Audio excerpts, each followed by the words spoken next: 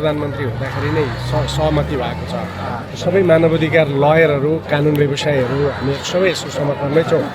हिजो पनि आज पनि दिउँसो धेरै साथीहरू आउनु भएको हो। यसको वार्ताको प्रक्रिया मिलाउने, उहाँहरूको आवास मिलाउने, बस्ने खाने व्यवस्था मिलाउनु पर्ने भएको हुनाले अहिले बेलुका हामी यहाँ आएको कारण चाहिँ त्यसको लागि। अब तपाईँहरूले भने जस्तै उहाँहरूलाई मिनाह गरिदिउँ, मानिलिउँ मिनाह गऱ्यौँ, यसको भार चाहिँ राज्यले बोक्ने कि जनताको करबाट? प्रश्न त्यो होइन क्या, हामी पत्रकार साथीहरूलाई पनि के अनुरोध गर्छौँ भने यो मिनाह गर्ने भन्ने माग नै होइन, यो समस्यालाई कसरी समाधान गर्ने भन्ने बाटोमा उहाँहरूले मिनाह गर्ने भन्ने यो कुरो मागेको स्थिति छैन। अब यता उहाँहरूको मिना गर्ने कि नगर्ने भन्ने प्रश्न भन्दा पनि तपाईँहरूले तल अपराध कसरी भएको छ त्यसलाई खोज्ने कुरामा चाहिँ तपाईँहरू गर्नुहोस् न। यत्रो मान्छे मारेर के फाइदा हुन्छ भन्नुहोस् त। 30,000 रुपियाँ 20,000 रुपियाँ ल्याएको छ, मान्छेलाई 50 लाखको कुरा कागज गराएको छ, जग्गा सबै लगेको छ, यो कुरा पो कसरी खोज्ने भन्ने कुरा हो त।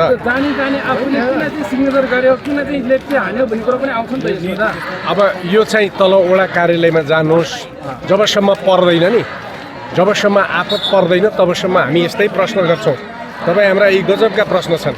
मान्छे बिरामी भएर मर्न लागेको हुन्छ, मागेको हुन्छ, अनि सबैलाई तपाईँले कसले भन्यो? सबैले सही गर्न पनि जान्दछ, सिग्नेचर गर्न पनि जान्दछ। यसको समाधानका लागि वार्तामा बस्ने हो, वार्तामा यसको समाधान हुन्छ। त्यसैले अब पहिलो कुरो उहाँहरूका समस्या सरकारले सङ्कलन गर्नु पर्यो, उहाँहरूका कागजपत्रहरू अगाडि ल्याउनु पर्यो। सयौँ मुद्दाहरू अदालतमा हालिराखेका छन्, अनि अदालतका मुद्दाहरूको इन्भेस्टिगेसन गर्नु पर्यो। अब त्यसमध्ये कतिले सही ढङ्गले नलिएको पनि हुनसक्छ, झुटो कुरो पनि हुनसक्छ, तर जसको घर खेती भएको छ उनीहरूलाई कसरी व्यवस्थापन गर्ने भन्ने कुरा हो। अपराधीलाई सजाय कसरी गर्ने भन्ने कुरा हो। यो राज्यले तिर्ने होइन, यो अपराध गर्ने मान्छेले तिर्ने कुरा हो। के यहाँले गलत बुझ्नु भएको छ? सम्पूर्ण जिम्मेवार चाहिँ वित्तीय संस्थाले लिनु पर्यो। वित्तीय संस्थाले लिने कुरा पनि छ। दोस्रो कुरो, जो व्यक्तिले उहाँहरूको जग्गा 50,000 रुपियाँ लोन दिएर 12 लाख 14 लाखको बनाएर 1 बिघा लगाएको छ नि, त्यसको विरुद्धमा सरकारले इन्भेस्टिगेसन गरे त भइगयो नि। नेपालको कानुन संविधान अनुसार नै सबै कुरा गरेको देखिन्छ नि त फेरि। अनि सरकारले कसरी चाहिँ सम्बन्धन गर्ने? कहिले अध्ययन गर्नुभयो यहाँले त्यसरी? हामीले हेरे त त्यो देखाएको छैन। सरकारको नियम अनुसार नै चल्छ नि छ त। अनि तपाईँले कहिले कहाँबाट देख्नुभयो त्यो सबै कानुन बमोजिम भएको छ भन्ने कुरो अध्ययन गर्नुभयो? अनि अब त्यो प्रश्न त गृहमन्त्रीलाई सोध्नुहोस् न, हामीलाई सोध्ने हो र? यो मान्छे तपाईँलाई यिनीहरूको मानवाधिकार, यिनीहरूको बाँच्न पाउने 18 दिन हिँडेर यहाँ आएको छ, तपाईँले खेला चाहिँ ठान्नु भएको छ यिनीहरूलाई? गजब कुरा गर्नुहुन्छ तपाईँ। 20 दिन भयो। कानुन हेरेर गरेको छ। पत्रकार हुने साथीहरूले यसको अध्ययन गर्नुहोस् अनि बोलिदिनुहोस्। तपाईँहरूले बोलेका कुराले गलत सूचना नजाओस्। नियम अगाडि हुन्छ, अब न्यायालयमा गएन त्यही देखिन्छ, त्यसपछि अब कराएर हुन्छ भन्ने कुरा नै एउटा प्रश्न उठेको छ नि त। अब यो सबै कुरा तपाईँले खोजनीति गर्ने होइन। मैले तपाईँलाई भने के भन्दाखेरि उहाँहरू पीडित हुनुहुन्छ, त्यो पीडामा जसले उहाँहरूलाई ठगेको छ त्यसलाई कारवाही कसरी गर्ने भन्ने कुराकानी हो। त्यसभित्र तपाईँहरूले खोज्नुहोस्। नियम अनुसार त लोकपित ठगेको देखिन भन्छ क्या अदालतले। अब देखिन भन्छ भने उसलाई भन्नुहोस् नि त, उसलाई सोध्नुहोस् न जसले देखिन भन्छ। त्यसको जवाब मलाई सोध्ने हो? अब यो आन्दोलनको यो यस्ता प्रश्न गरेर यो आन्दोलनलाई भड्काउने कुरा नगर्नुहोस्। यसले अहिले चाहिँ यहाँ आन्दोलन हुन्छ, कुटापिट हुनसक्छ यो कुरा। यसको समस्याको समाधान कहाँ छ? यी नेपाली नागरिक हुन्, उनीहरूको घर जाम भएको छ, घर छैन, परिवार स्कुलबाट आउट भएका छन्, यस्ता 8 लाख मान्छेहरू छन्। यसका पछाडि जुन गिरोह छ, बिचौलियाहरू छ, माफियाहरू छ, त्यसको बारेमा सरकारले एउटा सही ढङ्गबाट अनुसन्धान गर्ने, जसको गल्ती रहेन रहेछ उसलाई त केही गर्नु परेन। तर तपाईँले कागज गर्दाखेरि अदालतले यो भन्यो भनेर भन्दै हुन्थ्यो, कुन चाहिँ हो? सबै कागज गराएर सही गराएर ढाँटेर लगेर अदालतमा कारवाही गरेर मालपोतमा लगेर सबै कुरा रजिस्ट्रेसन पास गराएर गराएको छ त कहाँबाट देखिन्छ त? त्यसको नियतमा पो जानु पर्यो त। ऐनअनुसार गर्यो कि गरेन, यो अपराध हो कि होइन, यी सबै कुरा अनुसन्धान गर्न यत्रो निकाय छैन। सिआइबीदेखि लिएर सबै उहाँहरूले अनुसन्धान त्यहाँनिर गर्नु पर्यो।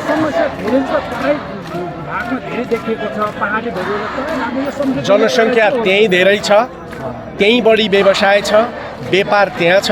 पहाडमा कम व्यापार छ, पहाडको मान्छे पनि तल आएको छ, जनसङ्ख्या धेरै छ। र जहाँ जनसङ्ख्या बढी भयो जहाँ बढी व्यवसाय भयो त्यही नै यस्तो कुराहरू हुन्छ। डाक्टर साहब यो निम्न स्तरको मानिसहरूले चाहिँ बढी यो जाल जेलमा पारेका जस्तो देखियो। तपाईँलाई एउटा घटना बताइदिउँ। हजुर भन्नुहोस् त। आफ्नै जेठाजु छ, ओके, अहिले मुद्दा छन्, हजुर। आफ्नै जेठाजु छ। अब बुहारीले अघि उहाँ भन्दै हुनुहुन्थ्यो नि कागज किन नहेर्या भनेर। हजुर। उसलाई चाहियो औषधि उपचारको लागि, श्रीमानलाई औषधि उपचार गर्न 50,000 रुपियाँ चाहियो। उसले 50,000 रुपियाँ दियो, उसले कपाली तमसुक गरायो। अब उसले के भन्यो भन्दाखेरि अहिले त्यो दृष्टिबन्धकी गरिदिइराख्नु।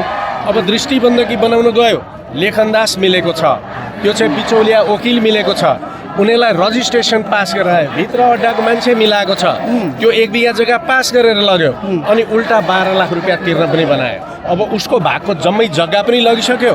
अब अहिले मुद्दा उसको विरुद्धमा 12 लाखको मुद्दा छ, उसँग घरमा 1 पैसा छैन। त्यस्तै मुद्दा छ सबै जटिल छ। अहिले अब जटिल केही पनि छैन। यदि सरकारले यसको जाँचबुझ गर्ने हो भने त्यो बिचौलिया त्यो लेखनदासलाई पक्रेर लिएर आएर तैँले यो लिया देखे हो कि होइन? सरकारको इच्छा शक्ति किन कमजोर भयो? अब यसमा 2-3वटा कुरा छन्। हजुर। सबैमा एउटै नहोला, हजुर। तर यसमा राजनैतिक पार्टीका कार्यकर्ताहरू नै यसमा संलग्न छन्। बढी अधिकांश राजनैतिक पार्टीका कार्यकर्ताहरू भएको हुनाले तहगत रूपमा तलतिर त्यो गाउँको छ, गाउँको सदस्यले बोक्छ, सदस्यलाई वडाध्यक्षले बोक्छ, भोट ब्याङ्क हो यो। अनि त्यो भोट ब्याङ्कको कुरा पनि छ।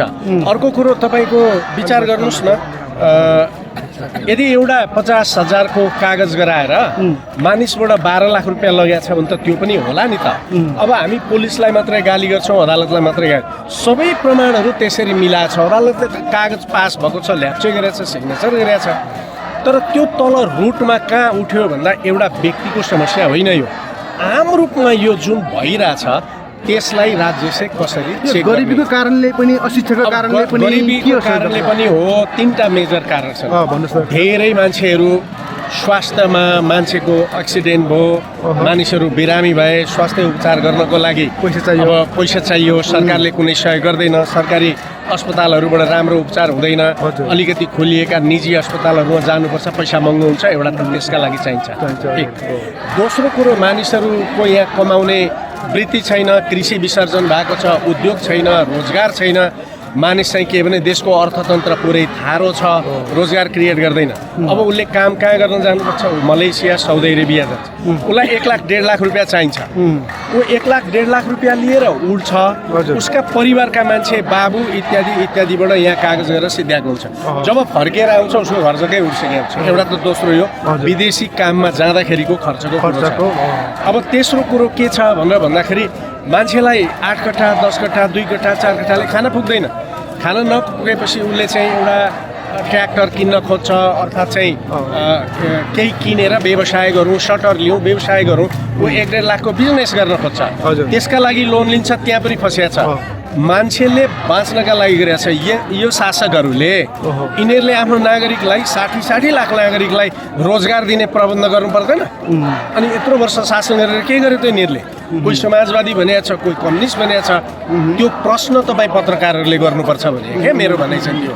अहिले छ नि यो हुँदाखेरि यो विशेष गरेर चाहिँ तराई मुलुकका वासीहरू चाहिँ बढी पीडित देखियो यहाँ यसो हेर्दाखेरि। मैले भने नि व्यवसाय बढी त्यहाँ छ, जग्गा हुनेहरूसँग छ, पहाडबाट माथिबाट आउनेले त दिने नै केही छैन, जग्गै छैन, उसँग के लान्छ र, होइन?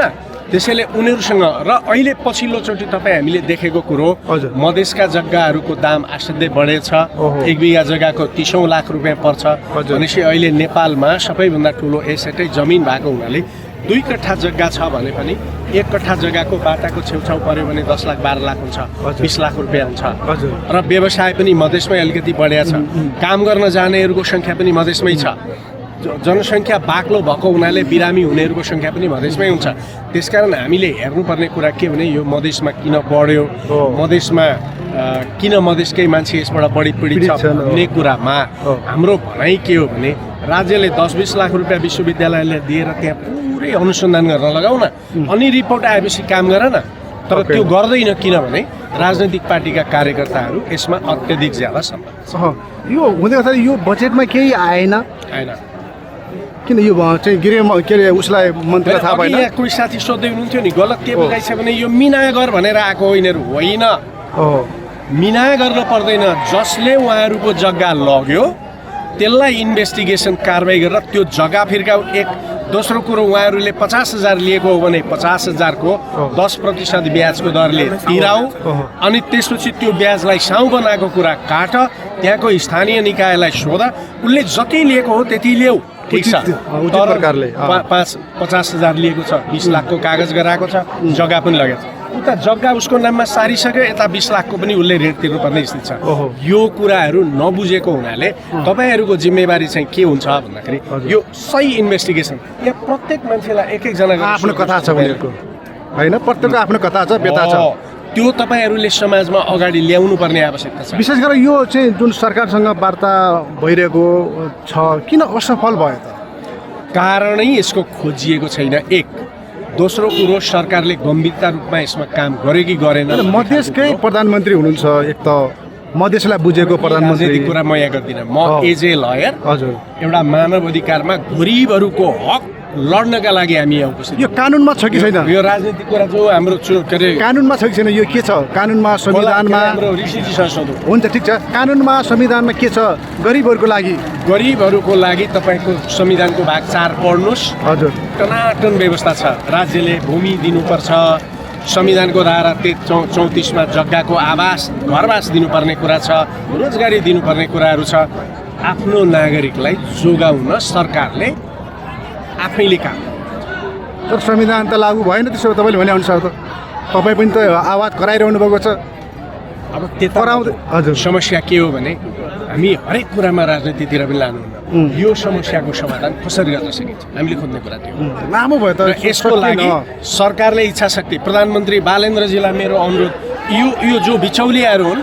यो जग्गा खाने उनीहरूलाई पक्रिनुहोस् उनीहरूलाई कारवाही गर्नुहोस् सबै कुरा खुल्छ यसमा विज्ञता हासिल गरेका व्यक्तिहरू छैन यसको गहिरो रूपमा चाहिँ अध्ययन गरेका र रिपोर्ट ल्याएका र सरकारलाई सँग एक्सेस पुगेका छन् त्यति बेला प्रधानमन्त्रीसँग पुग्न सक्ने क्षमता त्यति बेला गृहमन्त्री नारायण काजी हुँदा पनि धेरै ठुलो कुरो भएर त्यो ऐन ल्याएको हजुर तर त्यो ऐनलाई कार्यान्वयन गर्ने इच्छा शक्ति सरकारले देखाएन हजुर अहिलेको सरकारले त्यसलाई हेर्नु पर्यो अनि मुख्य कुरा मैले भने नि पहिला सर्वे गर्नुहोस् न एउटा देशभरि यस्ता मानिस कति छन् त्यसमध्ये कतिको समस्या के हो कतिको ऋण लिएर कागज ज्यादा बनाएको हो कतिको जग्गा लिएको हो कतिको जग्गा लिएर पनि ऋण लिएको हो यो सबै कुरा अनुसन्धान गरेर पहिला क्याटेगोरी गर्नु पर्यो अनि त्यसपछि यसको समस्या यो हो यसको समस्या यो कतिपय कुरा आयोगले निराकरण गर्न सक्ने हुन्छ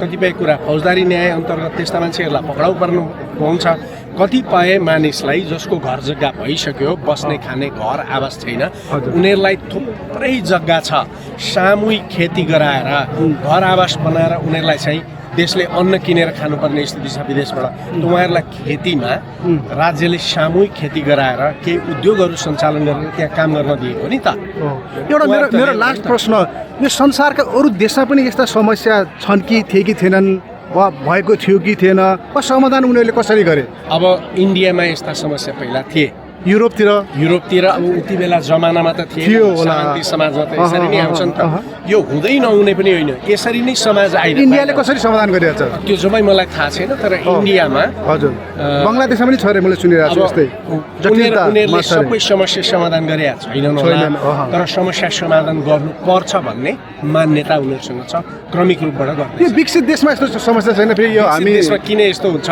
यो त गरिबीको समस्या हो होला जडै चाहिँ गरिबी भयो होइन यसको तपाईँको राज्यले गरिबहरूलाई स्वास्थ्य उपचार गर्ने औषधि उपचार गर्ने अस्पताल बनाइदिने भने लोन लिनुपर्छ र कोही मान्छे एक्सिडेन्ट हुँदा ओहो पक्कै नै तपाईँ सरकारी अस्पतालहरू राम्रो पार्नुहुन्न प्राइभेट सेक्टरको अस्पताल राम्रो छ मोटाको मोटाइ छ लगानी गरेका छ पैसा त लिनु पर्यो उनीहरूले अनि त्यसपछि त्यो मान्छेले बाँच्नका लागि आफ्नो बच्चा बच्ची बाँच्न बाबुआमा बचाउनको लागि उनीहरूले त गर्नु पर्यो बाँच्नको लागि जे पनि गरेको देखेन त्यसकारण यो उहाँहरूले लोन लिने कुरा उहाँहरूको बाध्यता हो त्यो बाध्यताको रहर होइन त्यसको फाइदा बिचौलिया र दलालहरूले उठाएको छ अन्तिममा दलालहरूलाई पोलिटिकल पार्टीका मान्छेहरूले संरक्षण गरेछ तिनीहरूलाई कारबार गर्दा राजनैतिक पार्टीको भोट घट्छ त्यसकारण राजनीतिक इच्छा शक्ति नभएको हो सबै राजसभा अहिले चाहिँ डराएको हो त यो समाधान गर्नलाई मलाई लाग्दैन यो यति छोटो समयमा यिनीहरूले सबै यो समस्या बुझाएको छ तर यदि यो सरकार चाहन्छ भने